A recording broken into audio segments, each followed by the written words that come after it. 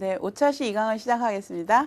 지난 강에서 고려시대의 차생활 문화에 대해서 학습을 하셨는데 이번 시간부터는 조선시대를 한번 살펴보도록 하겠습니다. 조선시대는 600년, 700년 전이죠. 지금부터 제일 가까운 시대로 아주 많은 자료들이 남아있기 때문에 그 자료들을 중심으로 해서 한번 살펴보도록 하겠습니다. 고려시대 때는 우리나라 차문화의 최전성기로 차도 다양한 종류가 생산이 됐고 차도고 역시 어떤 화려함의 극치에 다다를 정도의 정교하고 아름다운 그런 것들이 많이 이렇게 이용이 되고 했는데 조선시대는 왕조의 변화와 함께 차문화가 많이 쇠퇴가 됐고 또 이 차문화가 쇠퇴되면서 어떤 분들은 이제 불교의 쇠퇴가 가장 큰 이유였다 이렇게 이야기하는 분도 있지만 그 불교가 쇠퇴가 되면서 절 주변으로 공사다소라해서 절 주변에서 생산되던 그런 차 이런 그 생산이 많은 부분 감소하게 되죠. 그 관리 능력이라든가 여러 가지로 그래서 차의 생산이나 이런 것들이 많이 감소하게 되고 그 다음에 차 생산도 감소되다 보니까 차를 회자하거나 차를 죽이는 사람들도 차 인구도 점점 줄어들게 되고 근데 임진난이 있다가 보니까 임진난이 돼갖고 나라가 경제가 힘들어지니까 배고픈 사람들이 많은데 차는 사실 소화를 돕고 그렇기 때문에 배가 부른 사람이 먹으면은 많은 효과가 있는데 배가 고플 때 먹으면은 더 허기가 지게 되죠. 그래서 이제 차가 좀 점차적으로 많이 이렇게 줄어들게 돼 있었어요. 근데 선비들을 중심으로 한 어떤 그런 차라든가 그 다음에 승려들을 중심으로 한 차문화 같은 것들은 지속적으로 유지가 돼 있었는데 승려들이 절에서는 그 불가에서는 선다일려라고 하죠. 선과 차가 선을 추구해가지고 얻는 궁극적인 어떤 그런 목표와 차를 통해서 이렇게 얻는 목표가 같다 해서 이제 선다일려라고 하는데 우리 차 하는 사람들은 이 말을 종종 이제 빌려서 차선 차가 먼저로 앞으로 바꿨죠. 차를 먼저. 근데 내용은 같지만 차와 선은 같다 해서 이렇게 쓰기도 하는데 이래서 이제 차 문화는 하여튼 그 쇠퇴되면서도 간간히 이렇게 명백을 유지해 오다가 후에 그 조선 그 후기에 와서 19세기에 이제 영종조 시대 때쯤에 잠깐의 어떤 중흥기를 이렇게 거치게 돼서 그리고 일제강점기 통해서 또 차문화가 쇠퇴했다가 1960년대 이후 다시 차문화가 부활이 돼서 이제 지금까지 이렇게 오고 있는 것인데 요거 한번 살펴보도록 하죠. 조선 초기에 이렇게 차의 생산이 이제 당연히 감소를 하게 됐는데 감소를 했지만 궁중에서 필요하거나 아니면은 뭐 사신에게 그 하사하거나 뭐 예물로 보내거나 이런 수요는 계속 늘어나게 되니까 생산도 감소하는데 세금 그걸 충당하기 위해서 세금이 너무 과중해지는 거예요. 그래서 그 다부를 저술한 그 이목 선생의 글에 보면은 차는 세금을 내야 하니 도리어 사람들의 근심거리다. 이렇게 차가 아주 막 골칫덩어리가 돼버린 거예요. 그래서 사람들이 차밭을 불살라버리고 차 농사를 기피하고 차를 짓지 않고 그러니까 차가 생산이 안 되니까 더더욱 차문화가 이렇게 감소하게 되는 그런 상황이 되겠습니다. 그리고 조선 만렵에 와서는 산중에 절에서 키우는 절 같은 데 가면 지금도 남쪽에 우리나라 전라남도 경상남도 이런 쪽에 위치한 그런 큰 절 같은 주변에 가서 보면 이렇게 절 뒷산 같은 데 차나무가 많이 자생하고 있고 또 그것을 많이 따서 이렇게 생산을 하고 이렇게 하는 곳이 많이 있는데 이런 산중의 차도 세금이 나올까봐 두려우니 외부인들이 아무나 들어오는지 못하게 이렇게 하라 할 정도로 그렇게 차세라든가 이런 게 심각할 정도였어요. 그리고 그 차세를 내야 되는데 차는 안 나오고 있어요. 차는 생산이 안 되는데 옛날에 생산된 지역이라서 다시 차가 계속 나오고 있는 거예요. 그래서 세금은 내야 되니까 옛날 같은 경우는 세금을 안 내면 가나에 가서 곤장을 맞게 되잖아요. 그러니까 세금을 내기 위해서 농사를 진 쌀이나 곡식을 지고 그 차 생산지에 여기 지게에다 지고 얼마큼을 가가지고 차랑 바꿔오는 거예요.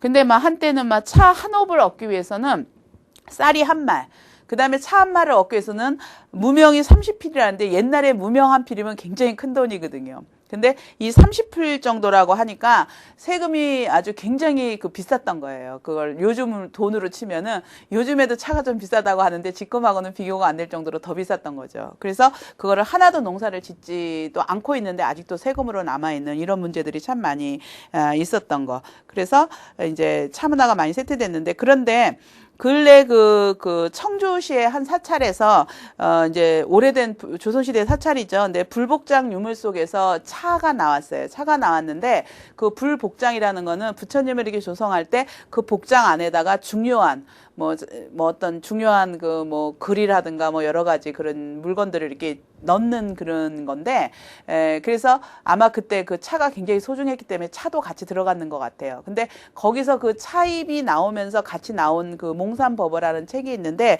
그 책의 저작 연도를 추정을 하면은 한 400년 정도가 되는 그런 전에 이제 그 복장이 이렇게 만들어진 거예요. 그 부처님이 조성돼 가지고 거기다 물건들이 그때 들어간 거죠. 그래서 그런 유물 400년 전에 차가 거기 그 불복장 속에 유물로 들어갔으면은 아마 이제 차를 일반에서 많이 회자하진 않더라도 어떤 소중한 어떤 의식으로서 공경 올리는 그런 예물이라든가 이런 것으로는 귀한 물건으로 이용됐던 것을 이렇게 짐작할 수가 있죠.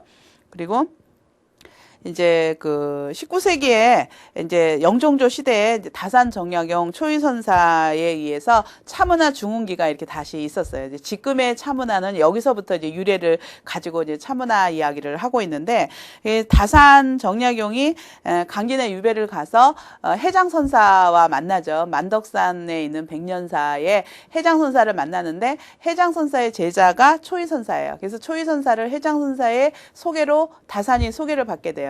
그래서 다산하고 그 초이하고는 24살 정도의 나이 차이가 나요. 근데 그 다산의 아들 하경과 하규 이 두 아들이 있었는데 이 아들들하고 이 초이 선사하고 연배가 같아요. 그래서 이제 다산에 의해서 이제 초이 선사가 그 다산의 아들들하고 이렇게 교류를 하게 돼, 소개를 받게 되죠. 그래서 한양에 올라가서 거기서 추사 김정희도 만나게 되고, 그래서 추사 김정희하고 초인선사는 동갑이에요. 그래서 이제 나이 들어서 만났지만 굉장히 그 아주 금난지교의 아주 굉장히 애틋한 그런 저기를 유지하고 있죠. 그 관계를. 그래서 추사가 제주도를 유배 갔을 때 초인선사가 직접 배를 타고, 지금 배를 타고 가는 거하고는 비교가 안 되는 거죠. 목숨을 걸고 한번 가야 되는데 배를 타고 가서 이제 추사와 같이 차도 마시고 차나무도 뭐 심고 뭐 여러 가지 그런 교류를 했었다는 기록이 있죠. 그리고 그 심부름을 가장 많이 한 사람이 이제 소치라는 사람인데, 이 소치는 그 초의선사가 이 소치를 알게 됐는데, 이제 그 그림이라든가 이런 게 소치 허련이죠. 이 사람이 굉장히 비범함을 알고 추사에게 이렇게 소개를 해요. 소개를 해서 추사의 제자가 됐죠. 그래서 이제 그 백기를 이 소치 선생이 가장 많이 왔다 갔다 이렇게 했다고 돼 있는데, 이 소치 선생이 추사에게 소개되고 또 그 그림의 세계에서 초이선사가 한 역할은 상당히 크다고 보는데, 다산과 굉장히 막연한 사이였기 때문에 다산 선생은 그 강진에 유배돼 있지만 강진 그 근처에 해남에 해남 윤씨들의 거기 강진이나 해남 이쪽에 해남 윤씨들의 그 세력이 굉장히 큰 곳인데, 그 다산 선생의 외가가 해남 윤씨예요. 지금도 저 해남에 가면 노구당이라고 있어요. 노구당이라고 기회가 되면 해남 쪽에서 한번 들려보실 만한데, 그 노구당에 가면은 거기가 공제 윤두서의 해남 윤씨들 집이죠. 근데 그 분이 이제 자화상도 있고 상당한 어떤 그림이나 이런 거에 조예가 있었죠. 근데 공제 윤두서에 아마 그 외종손녀 정도 되는 분이 외종손녀 정도 되실 거예요. 그분이 이제 다산 선생의 어머니예요. 그래서 외가로 해남 윤씨들. 그래서 다산 선생이 강진에 유배가 있었지만 외가 쪽에 어떤 그런 거를 많이 이렇게 받았던 것으로 보여지는데, 그래서 자기 외가인 그 노구당 쪽에 이 그 소치 선생을 이렇게 많이 출입할 수 있게 해줬었을 거로 여겨지고 있죠. 그래서 뭐 윤두서의 화첩이라든가 이런 거를 보면서 공부를 할 수 있었고, 근데 이 사람은 어쨌든 그 추사에게 소개가 돼서 추사의 제자가 돼서 추사체를 가장 많이 쓰고 이런 것으로, 그리고 나중에 자기 스승 추사가 돌아가시니까 그 진도에로 내려갔죠. 울림산방이라고 이렇게 지어가지고 이제 진도 쪽으로 내려가서 있었던 이제 그런 분들인데, 이런 분들에 의해서 차가 굉장히 활발하게 이렇게 좀 문화가 이제 부흥이 됐었어요. 근데 동다송, 우리 살펴보고 있는 동다송에도 우리나라 차는 맛과 약효가 겸비된 차라. 근데 동다송에 중국의 차는 유관지미, 유관차는 맛이 좋고 몽산차는 약효가 좋다 그러는데 우리나라 차는 약효와 맛 두 가지가 다 좋다. 아마도 이거를 이찬왕이라고 그 뭐 차계 아주 굉장히 그런 사람도 만약에 지금까지 살아있어서 내 말을 들으면 틀렸다고 안 하고 맞다고 할 거라. 그러니까 우리나라 차가 굉장히 우수하다는 거를 자기의 그 차생활 경험 있죠. 다양한 차생활의 경험에 의해서 그냥 말로가 아니라 중국에서는 유관차는 뭐 맛이요, 뭐 몽산차는 약이라고 하는데 몽산에서 나는 차는 약효가 있다는데 우리나라는 두 가지를 다 있다는 거. 근데 지금도 사실 우리나라 차는 그 약효와 맛을 다 겸비하고 있는 것 같아요. 그리고 이제 조선 말에 잠깐 1883년에 농상사라는 관청이 생겨가지고 이 청나라에서부터 이제 차 묘종도 이렇게 좀 수입을 하고 이랬던 잠깐의 기록이 있어요. 그리고 조선 말기까지 그 우리나라 그 풍습에서 보면은 차장사라나 이 찻집 같은 게 있었어요. 그런 게 이제 민가에서도 차를 마실 수 있는 공간이죠. 그리고 글에 보면은 우리 수표교면은 서울에 지금 이제 그 3.1빌딩 앞에 다시 그 청계천이 복원되면서 수표교가 드러났죠. 그 수표교 다려 근처가 아마 남산골 새님들이 한양 도성을 이렇게 왕래하던 그 다리였던 것 같아요. 근데 거기에 주막이나 이런 것들이 많았는데 지금은 주막이라고 하지만 아마 다점도 있었던 것 같아요. 찻집도 있었던 것 같아요. 그래서 수표교 다리에 그 참호가 겨드랑이 짓한다는 말이 있어요. 누군가가 좀 이상하게 좀 이렇게 도에 넘치는 그런 행동을 뭐 좀 여성스러운 그런 행동을 할 때 수표교 다리의 그 근처에 있는 그 다점에 있는 그 참호들이 이제 요즘으로 하면 호객행위를 하는 거죠. 그러는데 여기 옛날에 여기가 이렇게 일반 그 민가에서는 이렇게 여기가 긴 저고리를 입었지만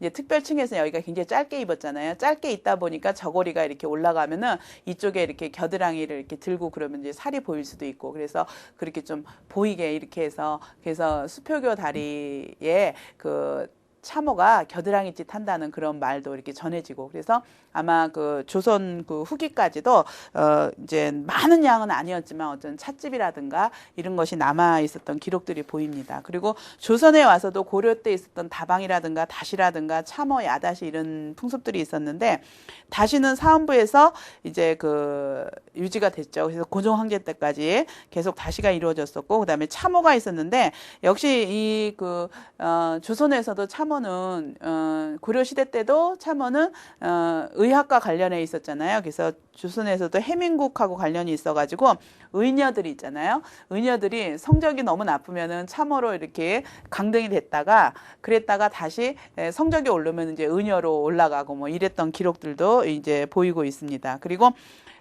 조선 중엽의 참호는 여성 포졸의 역할을 했다 그래요. 그래서 도리깨를 막 이렇게 휘둘러 가지고 막 들창문을 뚫고 들어갈 정도로 힘이 세고 막 이러는 거예요. 그리고 그 남녀가 유별했기 때문에 여성들에 대한 어떤 신문이나 이런 거를 못 하잖아요. 남성들이. 그러니까 이 참호들이 그런 일도 했던 것으로 여겨지는데 그래서 한때는 참호를 이렇게 뽑는데 뭐 막걸리 3사발을 단숨에 마셔야 되고 쌀 5마를 번쩍 들어 올릴 정도의 기운이 있는 그리고 키가 또 5척이 이렇게 넘는 그래서 아주 기운 센 그런 여성을 참호로 기용을 했는데 나중에 이런 여성이 이제 한계가 오다 보니까 이런 여성이 해야 할 일을 갖다 또 남자도 참호 역할을 참호가 꼭 여성만이 아니고 남성도 있었다는 그런 기록도 남아 있습니다. 그리고 조선에 와서는 야다시라는 게 있었어요. 고려 때하고 달리 야다시가 있었는데 야다시라는 거는 밤에 이제 어떤 사람이 탕간놀이라든가 잘못된 행동을 하는 거를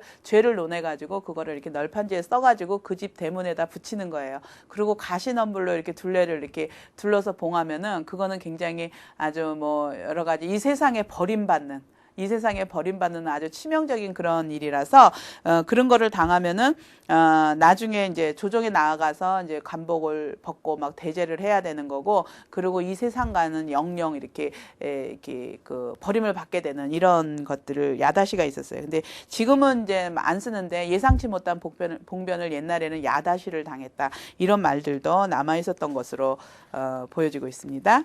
그다음에 조선 말기까지 이제 차장사나 다점이 있어서 민가에서도 차를 마실 수가 있었는데 남유용이 남긴 그 차를 끓이며라는 글에서 보면은 처음에는 할 일 없이 차를 마셨는데 드디어 안 마시고는 못 견디게 되었네. 저 우스꽝스러운 거지처럼 곡식을 가지고 차시장으로 달려가네. 이제 양반이 차시장 달려가는 게 좀 그렇죠. 그래서 그런 거를 표현하고 있는 이제 그 차시장이 있었다는 거. 이분이 이제 1773년까지 니까 18세기까지도 차시장이 있었던 거. 그다음에 차약장사 처녀라는 그 우리나라 민요에 남아 있는데 무름댕이 처녀는 문배장수로 나가고 우두처녀는 참배장사, 동래구동 처녀는 차약장사. 차가 약이 된 거예요, 이제.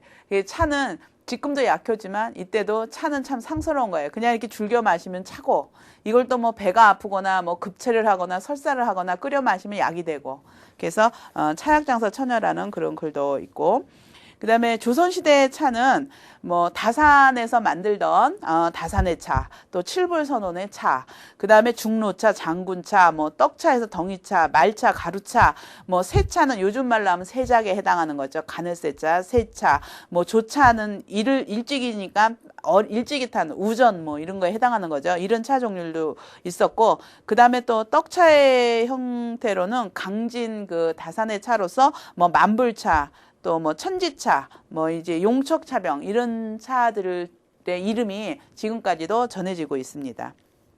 그리고 이제 그 조선시대에서 차 생활은 고려시대는 주로 그 이제 차를 덩이차라든가 잎차를 가루내서 이렇게 저어가지고 말차 형태로 점다해서 마셨는데 조선시대에 와서는 잎차 형태로 우려 마시는 그런 차가 유행을 하게 돼요. 그 다음에 잎차를 우려 마시지만 이제 떡차라는 거 지금처럼 그 여러 가지 그 뭐 보관 조건이라든가 이런 게 뭐 창고라든가 뭐 아니면 그런 게 좋았던 게 아니고 지금은 뭐 이렇게 완전히 알루미늄 이렇게 그 봉투 같은 것도 있잖아요. 근데 그 옛날에는 그런 게 없잖아요. 보관을 잘 하자고 하면은 온기에 담아가지고 댄잎, 죽순이라든가 댄잎 이런 거로 이렇게 잘 봉해두는 거 정도 또 종이로 봉해두는 거 요 정도가 가장 잘 봉하는 거였는데 그래서 떡차를 참 옛날에는 많이 만들어서 마셨을 것 같아요. 요즘은 상황이 좋아져서 잎차는 그러니까 고급의 차에 해당하는 거죠. 입차 상태를 많이 마시지만.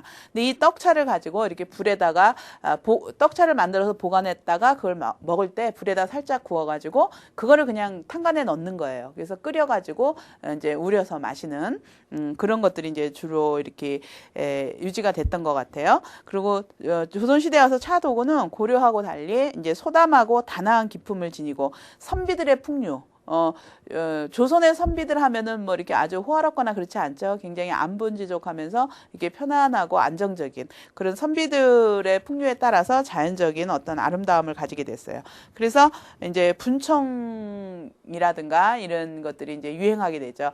이제 고급의 그 청자라든가 백자라든가를 떠나서 분청자는 청자에다가 분을 발랐다 해서 분청자잖아요. 근데 이런 것들이 유행하게 되는데 이제 그 차 도구에 대해서는 다음에 잠시 한번 살펴볼 기회가 있으니까 여기서는 그냥 지나가겠습니다. 그리고 이제 그 밑에 여러분 그 보드에 거기 이렇게 다관 모양 그 주자 있죠. 주자가 있고 이제 백자로 상감된 거예요. 그 다음에 청화문 이렇게 이렇게 청화로 이렇게 채색이 된 그 초문장과 잔받침이 있는데 이것도 또 이제 경우에 따라서 이 차는 사람들은 찻잔이라고 하는데 그렇지 않으신 분들은 또 억지로 또 이제 이거 왜 찻잔이냐 뭐 술도 따라 마셨고 뭐 막 이렇게 얘기도 하겠는데 어쨌든 술을 마셨던 차를 마셨던 근데 차를 마시기에 지금으로 봐서도 크기가 딱 알맞는 그런 크기의 그런 유물들이 꽤 있습니다. 근데 여기 여러분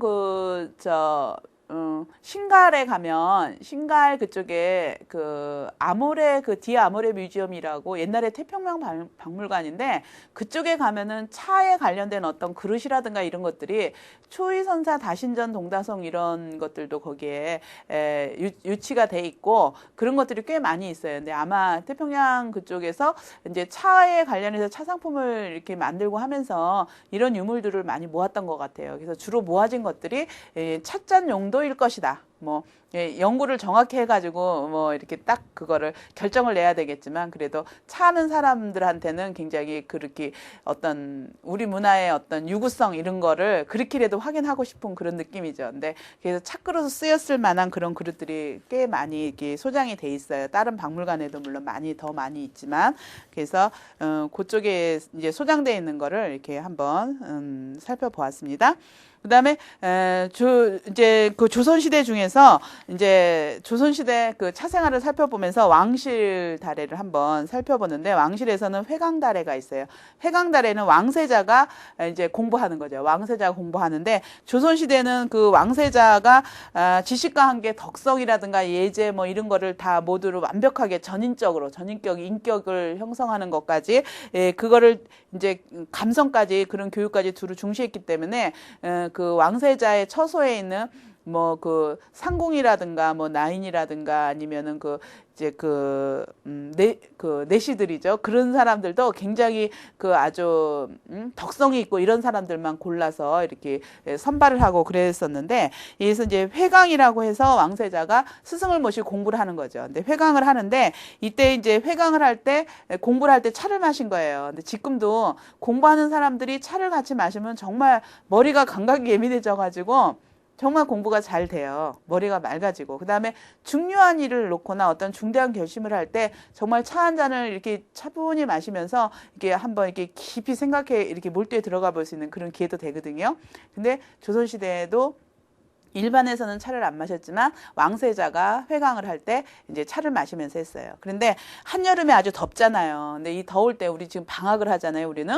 근데 이제 더울 때 회강을 잠시 쉴까 아니면 계속 할까 이러는데 회강을 계속 한다 하더라도 공부하기가 너무 힘드니까 달에 차 마시는 거 정도만 할까 이런 거에 대해서 논의한 그런 기록들이 세종실록에서는 이렇게 보여지고 있습니다. 그다음에 또 이제 이 회강다래하고 조선시대에 와서는 또 중요한 게 사신맞이 다래예요. 다른 부분에서는 다래가 거의 형식만 남아 있어요. 우리가 제사를 지내는 기제사하고 설날이나 추석에 지내는 낮에 지내는 차례하고는 다르다 그랬잖아요. 낮에 지내는 거. 근데 차례 이름은 차례지만 차로서 얘를 올리는 집이 요즘 거의 없죠. 현대에 와서 조금씩 늘어나고는 있지만 없거든요. 이름만 이렇게 많이 남아 있게 됐어요. 근데 중요한 것이 회강다래라든가 아니면 사신맞이 다래. 그래서 사실 중국의 사신이 오면은 특히 조칙, 중국 왕의 칙서죠. 그걸 가지고 오는 사신이 오면은 정식으로 영접도감을 설치해가지고 원접사를 의주죠. 그 중국 사신이 우리나라 땅으로 건너오는 그 의주에다가 거기에 가서 이제 파견을 해갖고 멀리 가가지고 그 사신을 맞이하면서 차를 나누는 거예요. 원접다래를 행해요. 그러고 나서 이제 의주, 정주, 안주, 평양, 황주, 개성 이런 데까지 이렇게 이 한양으로 가까이 오면서 계속 칠림 다래를 행하면서 이제 그 원접사가 그 모시고 이렇게 같이 오게 되고 이러죠. 그래갖고 서울에 와서 이제 홍제원을 거쳐서 영접처 모하관이죠. 거기로 들어가서 이제 뭐 전부 갇혀 있고 우리나라 이제 임금님을 만나러 가면은 편전에서 적견다래를 이렇게 행하는 거. 그래서 이런 달에는 막 그 사신맞이는 굉장히 그 아주 원칙에 의해서 비교적 장엄하게 치러졌던 것으로 알려져 있는데 세종 때 기록에 보면은 달에를 빙자해서 차를 마신다고 해서 술과 막 음식을 막 과하게 이렇게 차려놓고 막 이런 거 그렇게 예가 많다고 이제 지적하는 그런 기록들도 있고 또 중종 때는 또 일본에서 사신이 왔는데 달에를 행했다. 중국 사신만이 아니라 일본에서 사신에게도 달에를 행했다. 이런 기록들이 남아 있습니다. 그리고 하여튼 그리고 이제 왕실에서는 또 다래가 남아 있는데 말로써 거의 많이 남아 있는 경우가 많아요. 많아 있지만 그렇지만 그 임금님이 직접 그 성균관이면 우리나라 그 조선시대 때 대학이잖아요. 성균관에 친히 납셔가지고 공부하는 학생들, 이제 군자 양성소잖아요. 공부하는 학생들에게 차를 진히 베풀고 뭐 이런 행사들도 있었어요. 근데 차를 마시면 머리가 맑아지니까 공부하는 사람에게 최고의 선물은 뭐 물론 뭐 건강을 위해서 뭐 맛있는 거 많이 먹어야 되겠지만 이렇게 차를 이렇게 낸 이런 기록들도 많이 남아 있거든요. 근데 왕실에서는 그 왕실의 어떤 다래를 보기 위해서는 진년, 진찬, 진작, 수작 이런 의계를 통해서 살펴볼 수가 있는데 의계로 하면은 요즘에는 우리가 행사를 하면은 뭐 비디오라든가 이렇게 뭐 사진이라든가 이렇게 찍어서 저장을 하잖아요. 근데 예전에는 정말 비디오나 사진을 찍은 것처럼 세밀하게 그림을 그려가지고 이게 배열 순서라든가 아니면은 그 어떤 음식 요리를 했는데 꽁 요리를 했는데 이 꽁을 뭐 처음 그 꽁을 잡아서부터 요리상에 오르기까지의 그 과정 같은 거 요리가 돼가는 그런 거를 전부 이렇게 작성하고 또 잔칫날 첫날에는 뭐 어떤 거를 대접하고 둘째 날에는 어떤 행사를 하고 뭐 이런 거를 전부 기록한 그게 의계라고 남아 있어요. 근데 그게 그 의계가 그 잔치의 순서에 따라서 가장 큰 거를 진연, 그 다음에 진찬, 진작 또 좀 작은 거는 수작. 그래서 뭐 대왕 대비가 회갑을 맞았다든가 뭐 그 황후의 어떤 뭐 생일이라든가 뭐 이런 날에 따라서 이런 게 치러졌어요. 그런데 이런 기록이 남아 있는데 대부분 보면은 달에는 그 이제 의례 절차에서 이름으로 형식만 이렇게 남아 있고 실제로 차를 쓰지 않거나 술로 대신 우리 차례에서 닭위에다가 차를 안 올리고 술을 올린 것처럼 이런 식으로 많이 남아 있는 거. 그렇지만 사신 접대에서는 이제 그 의례가 제대로 이루어졌었던 거. 그리고 사신 접대에서는 제대로 이루어졌기 때문에 차를 먼저 줘요. 우리 뭐 고려 시대에서도 임금님이 국가적인 행사를 할 때 차를 먼저 한 잔 드시고 시작한 거. 뭐 신라 시대 때 그 설총의 화한기에서도 임금님이 차와 술과 차가 아니라 차와 술을 이렇게 하는 그 차가 앞서는 이런 것처럼. 그런데 조선시대에 와서는요, 이제 술과 음식을 먼저 먹고 맨 나중에 차를 마시는 거로 변해가요. 그래서 우리가 지금 식후에 차를 마시는 게 아마 이때부터 이렇게 변화된 거가 아닌가 이런 생각이 이렇게 들죠. 그 다음에 그 왕실에서 뿐이 아니라 이제 소격서, 도교죠. 우리나라 전통의 어떤 토속 신앙하고 중국의 그 도교가 이렇게 합쳐져 있는 그 소격서, 도교. 여기에서 도교는 불로장생 신선 사상이죠. 신선 우화등선하죠. 죽지 않죠. 죽어도 이 몸을 가지고 그대로 이렇게 가는 거예요. 그렇죠? 이렇게 몸과 영혼이 따로 가는 게 아니라 불로장생. 그래서 그런 불로장생으로서 가장 중요하게 했던 게 차예요. 그래서 도교에서는 이제 차를 가지고 이제 예를 올릴 때 찬물을 올리고 또 그 예를 올릴 때 찬물 올리는 찻잔은 푸른색의 그 청아백자를 이용하고 이런 기록들이 그 이제 태조 때부터 삼청동에 있는 소격소에서 이루어지고 있고, 그 다음에 이제 가장 그 다례가 또 크게 이루어졌던 것이 불가인데, 불가에서는 그 성문의범에 보면은 이제 닭의 차의 개송이죠. 차의 개송이라고 닭의가 여러 번 수록되어 있었는데, 초기에 그 차를 올리면서 기록되어 있는 닭의를 보면, 제가 지금 이 한 그릇의 차를 영산대법회에 받들어 올리니 밝게 비추어 정성을 다한 마음을 자비로써 받아주소서 이렇게 올려요. 근데 요즘에까지 후기에서부터 지금까지 전해지는 닭에는 어떻게 되냐면, 제가 지금 청정수로 감노차를 만들어 삼보전에 받들어 올리니 자비로써 받아주소서. 한 잔의 차를 올렸다는 얘기가 청정수, 맹물이죠. 그냥 청정수로 올리면서 변이감노다. 그러니까 이것이 차로 단 아주 향기로운 차로 변해지다 이러면서 차를 올리는 거예요. 그래서 실제로 이제 불전에 닭위에다가 차를 올렸었는데 중간에 차도 없어지고 또 불교가 많이 가난해졌잖아요. 조선에 오면서. 그러니까 가난한 절 살림에서 어떻게 매번 차를 올릴 수가 있겠어요. 그러니까 맑은 물을 올리면서 그것이 이제 아름다운 맛있는 차로 감노차로 변해지다 이렇게 올렸던 기록들이 되어 있습니다. 근데 지금까지 이제 불가에서는 차를 이제 경우에 따라서는 차를 올리면서 다계를 하지만 대부분은 이제 지금 이거 청정수로 올리니 이것이 그 감노차를 변해지이다 이러면서 청수로 올리면서 다계를 올리고 하는 예불문에 남아 있는 것으로 알고 있습니다. 예, 그 다음에 이제 무가에서도 제석상에다가 7잔의 그 찬물을 올렸고, 그 다음에 이제 가래에서는 관운상제죠. 관은상제에 차를 올렸던 어떤 기록도 우리가 앞에 살펴본 바처럼 그런 기록들이 형식으로 남아 있었지만 사실은 이제 상당 부분 맹물로 대체하거나 아니면 술로 대체되는 이런 것들을 살펴볼 수 있습니다. 예, 그리고 이제 문인들의 차 생활을 한번 살펴보겠는데, 조선시대 문인들은 대자연의 소박한 차실에서 아주 굉장히 소박하게 안분지족, 편안하게 자기 분수를 알고 족함을 알고 안분지족하는 차생활을 즐겼는데, 소나무 아래 평평한 이렇게 뭐 바위나 아니면 또 배 위에서 배를 타고 풍류를 즐기면서 차를 한 잔 마신다든가 이러면서 소박하게 즐겼는데, 이 형상 글에 보면은 내 집이 초려상간 세상일이라고는 전혀 없네. 차 다리는 아무 살림살 없고 초려상간 굉장히 가난한 집에 살고 있어요. 근데 차 다리는 돌 탕관과 고기 잡는 낚싯대 하나. 뒷산에 전론한 고사리 그것이 분수인가 하노라. 이런 글을 남기고 있고요. 그 다음에 장원의 경우에는 그 밑에쯤에 보면 즐거울진저 무엇을 근심하리요. 가난과 처남이 분수에 맞더다. 이분도 굉장히 가난한 분이에요. 차를 몇 잔 마시고 나니 가슴속 온갖 번민이 사라지네. 이런 글들을 남기고 있습니다. 그래서 차를 마시면서 어떤 아름다워요, 멋있어요 이게 아니라 이게 몸이 가벼워지고 실제적으로 몸에 어떤 작용하는 그런 것들을 많이 이런 글들에서 남기고 있습니다.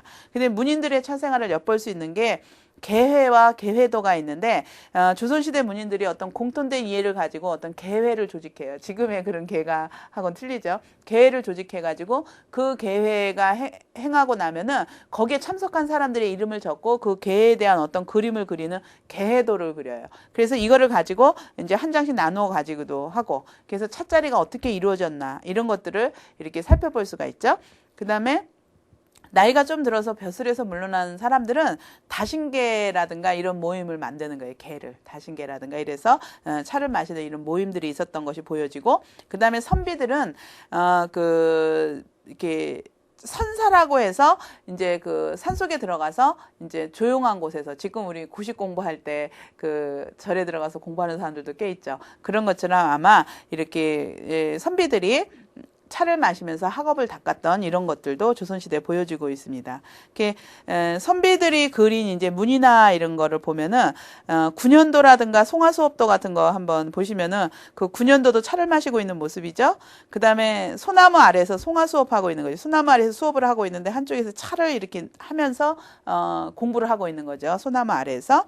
예, 그런 모습들을 살펴보시고 그 다음에 이제 조선시대 차인들을 한번 살펴보셔야 되겠죠. 그래서 조선시대의 차인들은 김종직 그 전필제 김종직이 굉장히 역사적으로 유명하신 분이지만 굉장히 이분도 아주 중요한 차계 아주 중요한 위치를 차지하고 있는 분인데 이분은 자기가 함양군수 경남이죠. 함양 군수로 갔는데 함양에 군수로 내려갔는데 거기서는 차가 하나도 나지 않는데 나라에선 세금이 남아 있는 거예요. 그래서 백성들이 함양에선 차가 없으니까 자기가 농사진 쌀이나 이런 걸 지고 전라도에 가서 그 차를 사다가 나라에 이렇게 바치는 거예요. 이게 참 불합리하다. 그래가지고 이제 이분이 이걸 어떻게 해결을 하나 이렇게 고민을 하다가 보니까 그 삼국지 있죠. 삼국사기를 읽어보니까 우리나라 그 지리산 그 남쪽에 차나무가 많이 분포하고 있고 이런 기록들을 본 거예요. 근데 함양이 여러분 88고속도로 타고 가다 보면 지리산 그 화계라든가 구례라든가 이런 곳은 그 지리산 저 남쪽이죠. 근데 함양은 지리산이 위쪽에 이렇게 차지하고 있죠. 그래서 여기도 지리산 자락이니까 여기도 차나무가 있지 않을까 해서 이제 수소문을 해서 물어서 차나무를 발견을 해서 그걸 가지고 갖고 와가지고 그 합당하지 않은 그 세금을 내는 그 억울한 백성들을 대신 관하에서 차 농사를 지어서 나라에 이렇게 상납을 한 이런 기록들이 보이고 있습니다. 그리고 이분이 남긴 그 글 중에 섣달 금음날 밤에 보면 월파월을 이미 시컷 먹었는데 해는 또 당당하게 지나가는구나. 같은 말을 두고서 시비를 일삼으니 희노는 기쁨과 슬픔은 조삼모사에 속아나는 원숭이에게 맡기려네. 돌남비에는 창자를 싣는 차여. 그죠? 또 창자를 싣는 차여. 이런 식으로 다 차가 표현이 되는 거예요. 이거는 경험적으로 아름답게 멋있게 뭐 아름다운 화려한 이런 표현이 아니라 굉장히 경험에 의한 어떤 그런 거예요. 그러니까 속이 편해지는 거죠. 그리고 난초등이 켜진 방에는 시렁에 가득 찬 책이로다. 가는 해를 잡아맬 수 없으니 내일은 생각이 어떠할 것인지 이런 글을 남기셨어요. 조삼모사는 보면은 원숭이한테 아침에 도토리를 3개 주고 저녁에 4개 준다니까 막 화를 내서 그럼 지금 먼저 4개 주고 나중에 3개 준다 그러니까 똑같은 말인데도 좋아했다. 그래서 사람들 모습이 그렇다는 거죠. 참. 같은 건데도 그 말에 의해서 그래서 경우에 따라서는 반대로 말 한마디에 천냥비도 갚을 수 있는 것처럼 말 한마디를 어떻게 하느냐에 따라서도 이제 변해지지만 그렇지만 내가 들을 때도 똑같은 말인데 듣는 거에 따라서 이렇게 변덕스럽게 이렇게 마음이 왔다 갔다 하는 이런 것들에 대해서 이야기를 하고 있죠. 그 다음에 이제 이목 선생인데 다부를 지었죠. 근데 이분은 차는 일생 동안 즐겨 맛봐도 실증이 나지 않는 것은 그 성품 때문이다. 차의 그 성품이 이분은 그 굉장히 이 이목이라는 분이 뛰어나고 대단한 분인데 하여튼 그냥 굉장히 무호사회에 연루돼서 굉장히 1471년에서 1498년이니까 굉장히 단명을 하신 분이에요. 근데 그렇게 단명을 하셨는데 많은 글을 남겼어요. 다부라는 책도 이제 이분이 남긴 책인데 이 다부에 보면 내가 세상에 태어남에 풍파가 모질도다. 뜻과 같이 양생하려면 너는 차예요. 차를 버리고 무엇을 구하랴? 차가 최고라는 거예요. 그래서 나는 너를 차를 지니고 다니면서 마시고 너는 나를 따르노니 꽃피는 아침, 달뜨는 저녁 즐거워하며 싫어함이 없네. 이렇게 차. 그래서 이분이 차를 마셔가지고 이렇게 그 짧은 생을 마감하면서 이런 많은 대단한 글을 남기신 건지 아니면 워낙에 이렇게 대단하신 분이라서 차를 택하신 건지는 모르겠지만 이게 굉장히 좀 특별하신 분들은 차를 굉장히 가까이 두고 생활을 했던 이런 글들이 많이 남겨져 있어요. 근데 그 이분이 남긴 7잔, 칠한다가 7사발의 차에 대한 노래인데 한 잔 차를 마시니 마른 창자 씻어낸 듯하고 2번 마시니 맑은 영혼 신선된 듯하고 그러니까 몸이 가벼워지고 마음도 가벼워지고 셋째 잔 마시니 병든 몸 깨어나고 두통도 말끔히 맑아진 듯하고 이렇게 해갖고 7잔까지 마시는 거예요. 근데 7잔은 채 마시기도 전인데 신선 하늘문 바라보니 무척 가까운다. 하늘이 가깝다는 거는 복례산에 다가온 듯한 하늘 위에 솟은 복례산 신선들이 사는 산이죠. 근데 이거는 다음에 우리 노동의 칠한다가도 있지만 그 노동의 시에서도 살펴보겠지만 그거랑 굉장히 유사하게 이렇게 칠한다가를 노래한 글이에요. 그래서 차를 마시면 한 잔 마시면 벌써 창자가 그냥 막 씻어낸 듯 하니까 막 건강에 굉장히 좋아지는 거예요. 몸이 맑아지고. 근데 이거는 여러분들이 경험해 보셔야 돼요. 말로가 아니라 차를 드시면서 내가 이 차를 먹고 얼마나 즐겁고 아니면 몸 상태가 맑고 가벼워지는가, 건강해지는가 이걸 한번 느껴보실 수 있는 거죠. 네, 그리고 그 다부에 차의 5가지 공과 6가지 덕을 506덕이라고 나누어 있어요. 근데 그걸 잠깐 보면 책을 볼 때 갈증을 없애주고 울분을 풀어줘요. 기분이 우울하거나 막 이럴 때 울분을 풀어줘요. 차를 마시면. 그 다음에 손님과 주인의 정을 화합하게 서로 얘기를 하면서 이렇게 돈독한 어떤 관계를 갖는 거죠. 그 다음에 뱃속 기생충으로 인한 고통을 없앤다. 그러니까 몸 안에 나쁜 그런 걸 없애는 거예요. 그 다음에 취한 술을 깨게 한다.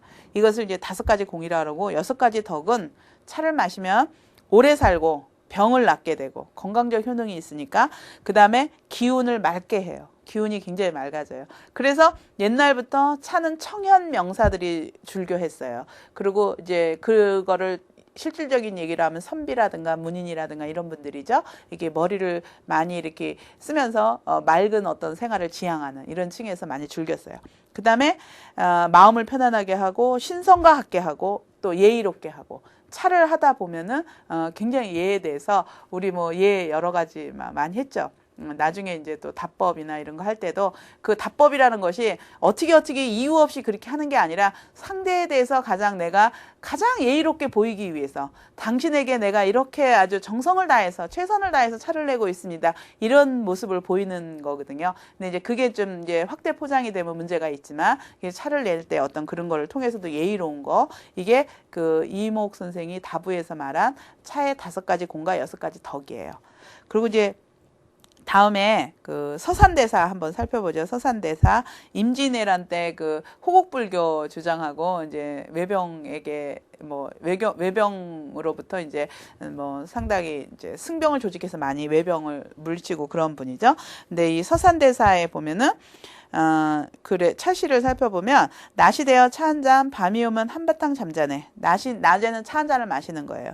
그리고 푸른 산과 흰구름 더불어 만사에 생멸이 없음을 말하네. 이런 시를 남기셨고 그 다음에 행주선사라는 글은 흰구름을 예뻐 삼으며 밝은 달은 나의 생에 우수한 산골짜기와 무수한 봉우리 속 사람을 만나면 나는 곧 차를 권한다. 사람이 오면은 누가 이렇게 찾아오면 차를 권하는 그런 모습 누구에게나. 그 다음에 그 도운선자라는 글 보면은 납자는 승려를 얘기하는 거죠. 납자의 일생 하는 일 차다려 조주에게 바치는 거. 근데 조주선사는 그 중국에서도 이제 차 쪽에서 좀 유명한 이야기를 남기는데 우리 끽다거라고 하죠. 마실 끽, 차 다자, 갈 것자, 끽다거. 그래서 끽다거 하면 직역을 하면 차 한 잔 마시고 가게. 그래서 조주선사가 누가 도가 무엇입니까? 뭐 이렇게 물어보거나 뭐 불법이 무엇입니까? 이런 물음을 하면은 그런 거는 말로 설명이 될 수 있는 게 아니잖아요. 그렇죠? 내가 왜 태어났습니까?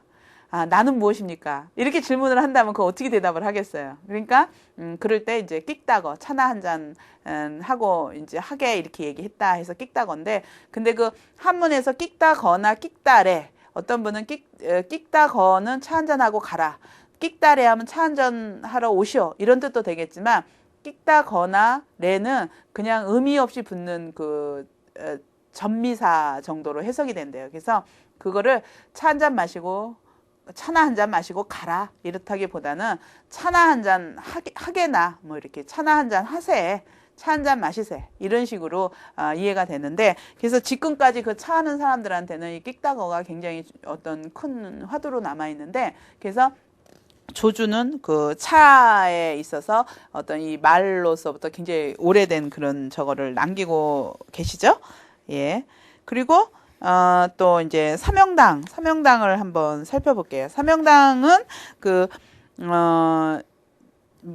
선조 때 이제 임진왜란이 끝나고 나서 이제 일본으로 갔죠. 일본에 가서 그때 잡혀간 사람들 3,000명을 데리고 우리나라에 다시 돌아왔어요. 포로를 3,000명 데리고. 근데 제가 얼마 전에 그 교토 쪽에 한번 간 일이 있는데, 거기서 어떤 일본 사람이 그 우리나라에 그 임진왜란 때 어떤 스님이 오셔가지고 승병들을 그 사명당이라고까지 얘기는 이제 모르는 것 같아요, 이름은. 근데 스님인데 우리나라 일본에 와서 조선의 포로들을 뭐 많이 데리고 간 사람이 여기 잠시 머물던 곳이 있다. 근데 거기서 차를 달아 마셔가지고 그것이 지금까지 유물로 남아있다, 이렇게 얘기를 들은 적이 있어요. 그래서 저 일행이 몇 명 있었는데, 그래서 거기를 그때 꼭 가볼 예정을 했었는데, 하여튼 그 일정이랑 여러 가지가 맞지 않아서 이제 가보지는 못했는데, 지금까지도 그 확인을 못하고 있어요. 언젠가는 한번 꼭 가서 그 확인을 하고 싶은데, 거기에 그 사명당도 굉장히 차인이셨던 거예요. 그 이제 선조의 명을 받고 일본에 이제 협상을 하러 간 거죠. 그래서 협상을 굉장히 잘했으니까 포로를 3,000명을 데리고 돌아온 거예요. 근데 그러면서도 거기서 차를 마셨다, 그런 이야기가 전해져 내려오는 곳이 있다, 이제 이런 이야기를 들은 적이 있어요. 그래서 이 사명당 그 차시를 잠깐 보면, 이제 지호 선벽에게 드린다는 그 글에 보면은 길 사람들이여 헛되이 나를 보낸다 하지 마오. 차다리는 여가의 흰구름 본다네. 그러니까 차다리는 여가의 흰구름을 보는 거예요. 그러니까 차 마시면서 내 헛되이 보내는 게 아니라 다선일려. 차 마시는 것이 선이잖아요. 다선일려, 선다일려. 그래서 우리 스님들이 가만히 아무것도 하고 있는 거, 아무것도 안 하는 것처럼 쓸데없이 그냥 가만히 있다고 생각하지 말아라. 차도 다리면서 그 여가에 또 이제 흰구름을 본다. 그러면 이제 공부를 하고 있다는 그런 이야기, 글을 남기죠. 그 다음에 그 원길의 운을 짓다라는 것을 보면은 봄의 정자에서 달여서 바친 선차를 마시니, 선차죠. 선차, 아주 맑은 차겠죠. 푸른 풀꽃 기운 눈앞에 가득하네. 황정을 잡고 신비로운 비결 묻고자. 황정이라는 거는 그 신선들이 사는 이제 누런색 정원 마당이니까 신선들이 사는 그런 마당, 그런 뜰이죠. 그런 데를 잡고 그리고 이제 그 신비로운 어떤 비결을 묻고자 멀리 수고하여 바다를 건너 신선의 집을 찾네.